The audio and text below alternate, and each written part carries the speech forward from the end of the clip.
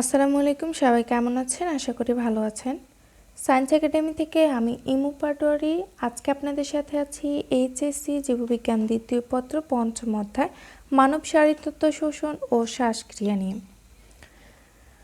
আমরা জানি যে জৈব রাসায়নিক প্রক্রিয়ায় জীব পরিবেশ থেকে গৃহীত অক্সিজেন দিয়ে তার কোষ মধ্যস্থ খাদ্যবস্তুকে জারিত করে খাদ্যের স্থিতিশক্তিকে তাপশক্তি এবং গতিশক্তিতে রূপান্তর করে এবং উপজাত পদার্থ হিসাবে কার্বন ডাইঅক্সাইড ও পানি উৎপন্ন করে, তাকে শোষণ বলে। মানুষের শোষণ অঙ্গ হচ্ছে একজোড়া ফুসফুস, আর যে পথ দিয়ে বায়ু ফুসফুসে প্রবেশ করে এবং ফুসফুস থেকে বহির্গত হয় তাকে বলা হয় শোষণ পথ। এই শোষণতন্ত্রকে তিনটি অঞ্চলে বিভক্ত করা হয়: বায়ু গ্রহণ ও ত্যাগ, বায়ু পরিবহন ও শ্বসন অঞ্চল। আবার এ প্রত্যেকটিকে বিভিন্ন অংশে বিভক্ত করা হয়, অর্থাৎ এ প্রত্যেকটাতে বায়ু চলাচলের কিছু অংশ রয়েছে। যেমন বায়ু গ্রহণ ও ত্যাগ অঞ্চলের মধ্যে 6টি অংশ রয়েছে: সম্মুখ নাসারন্ধ্র, ভেস্টিবিউল, নাসা গহ্বর, পশ্চাৎ নাসারন্ধ্র, নাসা গলবিল এবং স্বরযন্ত্র। এরপর আমরা এগুলো সম্পর্কে বিস্তারিত জানব।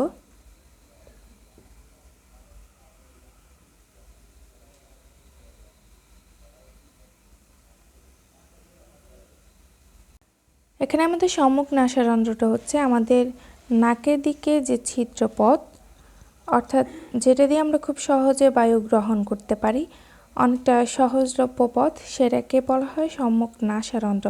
আর এই সম্মুখ নাসারন্ধ্রটা ন্যাসাল সেপ্টাম বা নাসা ব্যবদায়কের সাহায্যে দুটি ছিদ্রপথে বিভক্ত। যদিও একটি মাত্র নাক, তবুও এটা ছিদ্রপথ দুইটি, যার মাধ্যমে আমরা প্রথম স্তরে বায়ুটা গ্রহণ করে থাকি পরিবেশ থেকে।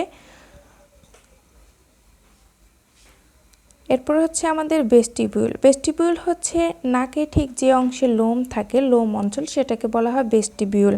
ভেস্টিবিউলের লোমটা অনেকটা ছাঁকনির মতো কাজ করে থাকে, অর্থাৎ আমরা পরিবেশ থেকে যে বাতাস গ্রহণ করি, বাতাসটা সম্পূর্ণরূপে পিওর থাকে না, এটার সাথে ধুলাবালি থাকতে পারে, যে ধুলাবালিগুলোকে লোম আটকে দেয়, এটাকে আর ভেতরে প্রবেশ করতে দেয় না, ফলে লোমটা অনেকটা ছাঁকনির মতো কাজ করে থাকে। সো আমাদেরকে এটা জানতে হবে অবশ্যই যে ভেস্টিবিউল হচ্ছে লোম অঞ্চল। এরপর হচ্ছে নাসা গহ্বর। নাসা গহ্বর হচ্ছে আমাদের যেই ভেস্টিবিউলের পরের অংশটা হচ্ছে নাসা গহ্বর। নাসা গহ্বরের দুইটি কোষ থাকে: সিলিয়াযুক্ত মিউকাস এবং অলফ্যাক্টরি কোষ। সিলিয়াযুক্ত মিউকাস কোষের কাজ হচ্ছে আমাদের বাতাসের সাথে যে রোগ জীবাণুগুলো ভিতরে প্রবেশ করে সেগুলোকে আটকে দেওয়া, এবং অলফ্যাক্টরির কাজ হচ্ছে বাতাসের সাথে গৃহীত ঘ্রাণ উদ্দীপনা গ্রহণ করা। এরপর হচ্ছে পশ্চাৎ নাসারন্ধ্র। নাসা গহ্বরের পরের অংশটাই হচ্ছে পশ্চাৎ নাসারন্ধ্র, অর্থাৎ আমাদের যে নাসা গহ্বরের দুইটি অংশ, অর্থাৎ দুইটি ছিদ্রপথ থাকে, দুইটি ছিদ্রপথ যে অংশে গিয়ে একটিতে পরিণত হবে সেটাকে বলা হচ্ছে পশ্চাৎ নাসারন্ধ্র অথবা কোয়ানা। এরপর হচ্ছে নাসা গলবিল। পশ্চাৎ নাসারন্ধ্রের পরের অংশ এবং স্বরযন্ত্র পর্যন্ত বিস্তৃত যে অংশটি, সেটা হচ্ছে নাসা গলবিল।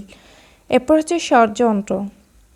স্বরযন্ত্রটা হচ্ছে নাসা গলবিলের নিচের অংশ এবং ঠিক সামনের দিকের অংশ, অর্থাৎ নাসা গলবিলের নিচের অংশ। এটা যদি হয় আমাদের নাসা গলবিল, এটা নিচের ঠিক সামনের দিকের অংশটাকে বলা হয় স্বরযন্ত্র।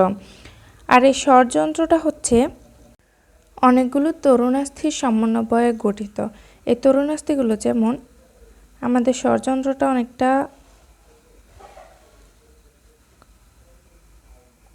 এরকম টাইপের।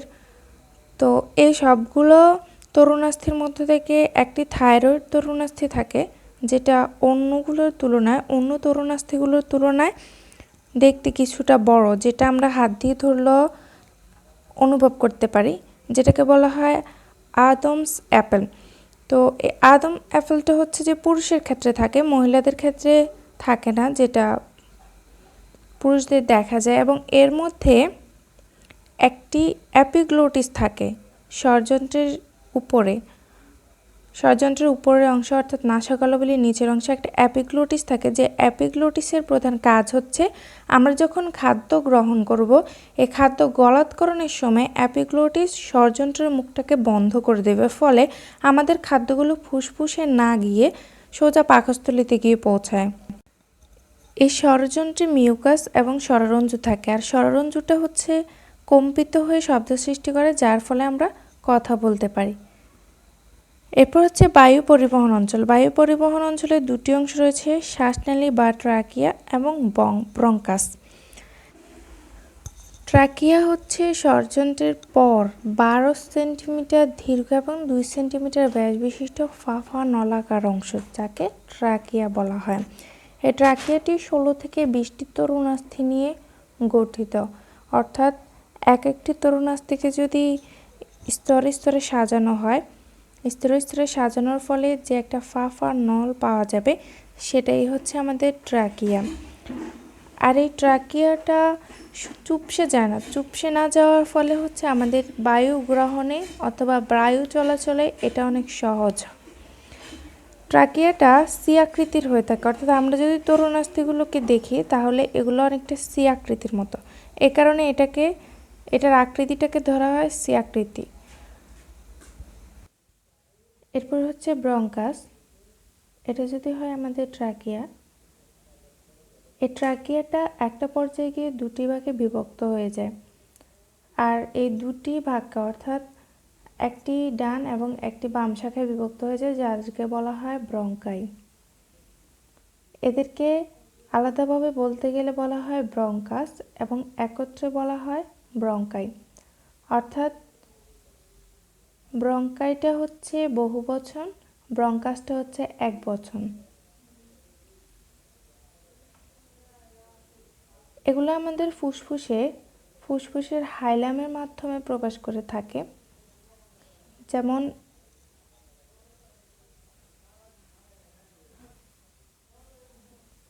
এটা যদি হয় আমাদের বাম পাশের একটা ফুসফুস, তাহলে এই ফুসফুসের যে মাঝখানটার যে ফাঁকা স্থান দিয়ে নালীটি প্রবেশ করেছে সেটাকে বলা হয় হাইলাম।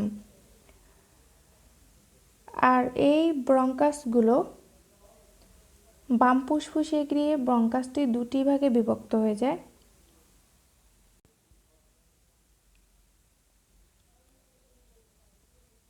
অর্থাৎ এটি দুটি ভাগে বিভক্ত হয়ে যায় এবং ডান পাশের ফুসফুসে এসে 3টি ভাগে বিভক্ত হয়ে যায়। এই বিভক্তকৃত শাখাগুলো আরও কতগুলো ভাগে বিভক্ত হয়, যেগুলোকে বলা হয় ব্রঙ্কিউল। ব্রঙ্কিউল দুই প্রকার, প্রান্তীয় ব্রঙ্কিউল এবং শ্বসন ব্রঙ্কিউল। ব্রঙ্কাসে তরুণাস্থি থাকলেও ব্রঙ্কিউলে তরুণাস্থি থাকে না। আজকে এ পর্যন্তই। এতক্ষণ যাবত আমাদের সাথে থাকার জন্য অসংখ্য ধন্যবাদ। পরবর্তী ভিডিও দেখার অনুরোধ রইল। আসসালামু আলাইকুম।